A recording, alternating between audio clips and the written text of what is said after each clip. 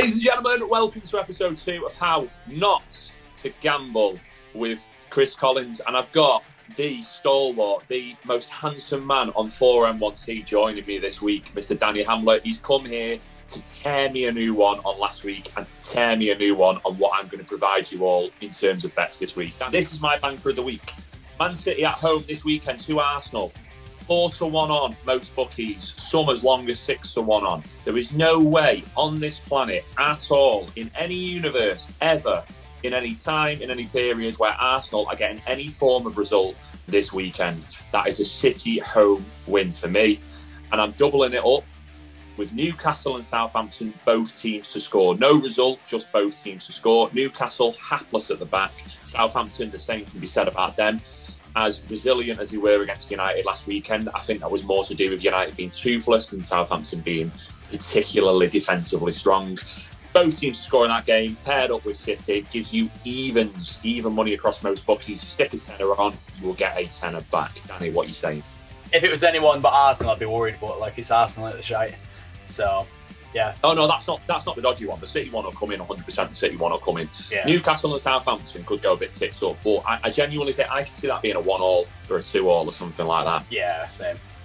I think Newcastle, they had a shit night again last night. I don't even want to know how it feels to be a Newcastle fan at the moment. I mean, they were poor again last night and they couldn't even get it done on penalties. And the two players that missed the penalties are the two players that they usually count on. Almiron and Alan St Maximin missing penalties. I mean, what would the odds have been on them two missing out of anyone? But they are just in a bad state at the moment. Steve Bruce as well hit the precursor with it. He was like, yeah, really want to do well for the fans this season, maybe bring the cup home, and they go out in the Carling Cup for the first time of asking. So they're in a bad time. I feel like they probably should bounce back this weekend, give a big performance. And Southampton, hopeless looking Thursday for shit. Danny Ings has left. But then, you know, they bounce back against United. So can you see that going any other way? I see that being a score draw. Nah, I don't know if it's score draw, but I definitely see both teams scoring. That last weekend was a one-off for Southampton in their defence. It's not happening again. No, and it helps that, you know, Aston Villa bought on about 7 defenders at half time. Like, we got to 1-1. We got to 1-0 round. They got that goal, and then half time it's just like, yeah, I'll just bring on like 4 defenders, and that's it. Just fucking defend the lead. And it wasn't even anything injury related or anything towards it. So banker of the week, that is banker of the week. We'll put it up at the screen again, so we'll put everything at the bottom so you can see it. But Man City, it's a win at home against Arsenal. Newcastle and Southampton, both teams to score. Even money at both bookies or all bookies. And you will probably get at least a tenner back if you stick your tenner stake on.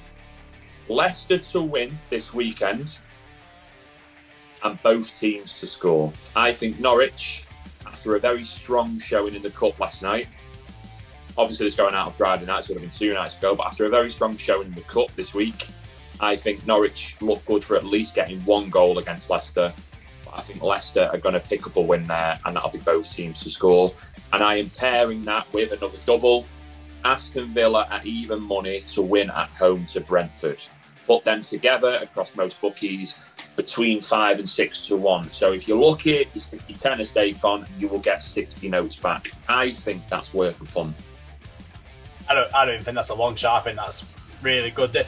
The thing that I worry is Leicester, because fuck me, they were dreadful against West Ham. Aston Villa at home to Brentford. Brentford have had a decent start to the season, haven't they? They've not looked too bad.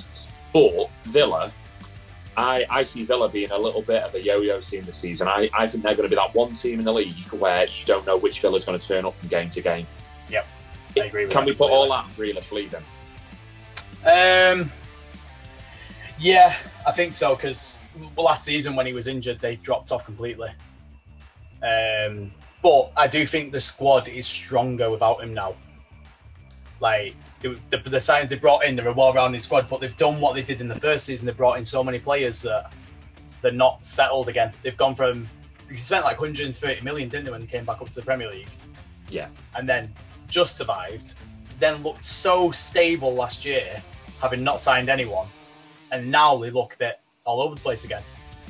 So, I don't know. I think... I still back that I think they'll push for Europa League this season. But there is going to be the odd game where they aren't going to turn up. I think they're a solid prospect for a top 10 team this season.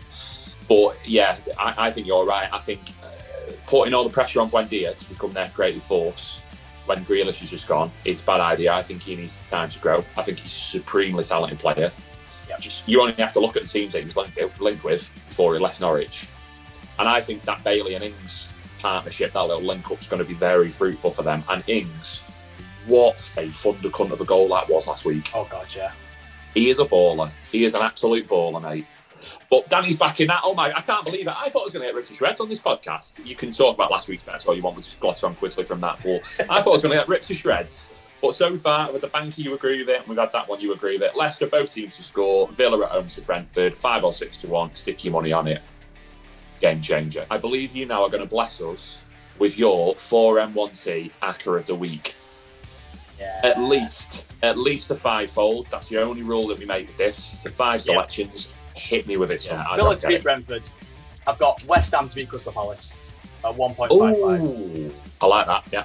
Easy money. I've got a resurging Tottenham Hotspur to beat Watford. And then I'm dipping into the Championship. Ooh. And I'm going West Brom away to beat Peterborough. Because West Brom are looking, apart from the Arsenal game last night, and the Arsenal game means fuck all, because it's a League Cup game. I don't think West Brom were arse, and Arsenal put a full-strength team out. So, and West Brom pretty much had an under-21s team out. Exactly. They were resting a load of players. Exactly. So I watched them against Sheffield the other night, and they were insatiable. They were absolutely incredible. So he's thrown out insatiable. What a word. What a word. I have to agree with Ishmael there at the helm. Saw the football he was playing with Barnsley, yeah, and where it nearly got Barnsley, when everyone was dreaming, got to the playoffs. And with West Brom and the resources and stuff that they've got, it seems to be a match made in heaven. That high line, it's a risky game to play, but when it comes off, some of the football they're playing. If I'm going to stick with 5, I'm going to Italy. And I'm going Inter Milan away at Verona at 1.57. Now, Inter Milan, first game of the season against Genoa, were outstanding. Yeah, they were. Losing 3 of their best players, I thought, fucked it here, they've done. And they looked better than they did last season. They were so good. Edin Dzeko was just taken exactly where Lukaku was. Hakan Çalhanoğlu is absolute boss in the midfield. They've just got in Joaquin Carrera, which I think is unreal signing. Loan with a 30 million euros next season for an unreal baller. And with Juve in tatters, I can see Inter Milan going pushing for another league title. So we started off strong. That's my picks. So Villa, West Ham, Spurs, West Brom, and Inter comes in at 10.79 plus a 12% bonus. So if you stuck a tenner on that, you're looking at £120 and 90 pence back. I like it. I think Spurs is pretty much dead set. I've already obviously backed Villa, even though it's in the long shot bet. I think they're good value at evens just on their own to win at home to Brentford. Ooh, it's always tricky with Serie A, isn't it? Because he's never going to get rid of that match fixing. Because it's fixed. It's all fixed. Juve lose 1-0 to fucking Parma. It's like, oh, Ronaldo's taking all the payday there. Exactly. The only thing that's top class in this world with the word Parma in it is Parma Ham. Parma, the football team. You should not be getting a fucking result there. And then Championship's risky, innit? Championship's always risky because a lot of people say it, and do you know what? I stand by it. I think it is the most competitive league in the world. You really do not know who's going to win a game from one day to the next on that league. In that league, it's just ridiculous to try and predict. Yeah. But West Brom do seem to be shaping up to be a bit of an attacking force this season, and it seems to be the sort of team where if you want to be safe getting any points against them this season, you're probably going to have to score 2. Yeah, which I cannot. I cannot see West Brom conceding 2 this weekend. I think they're game for at least a win. But the thing, I like betting on the Championship at the moment as well because it's been going for 4 or 5 games now. Yeah. Like, you get the advantage of, like, the teams already settled in. Not many of them are doing any more business. You know, and you've got, like, your clear divide already at the top with Fulham, West Brom and Stoke already on 10 points from 4 games. So you've got 3 solid teams there to, work off. So I quite enjoy the Championship for a bit of that. As risky as it is, because I said anyone can beat anyone in that division, it's still it seems more stable in the Premier League sometimes. Danny, start again one last time. That fivefold, please, and the odds that you will get back off the centre stage. Go for it. Fivefold of Aston Villa, West Ham, Tottenham, West Brom, and Inter Milan gets you 10.79, £120.90, including a £12.95 bonus if you go with Bet365, which is my bookie of choice. Always get the best odds there. It's not pay promotion, but if you do want to pay me Bet365, I'll happily. My DMs are open. Just message me. Slide on in. Your bookie's in me DMs. Thank you very much for joining us this week on How Not to Gamble. I'm Chris Collins. That is Danny Hamlet. Catch us next week. We'll drop these shows every Friday. Danny will try and join me on them as much as he possibly can because he is the voice of reason. He's very much the yin to my yang.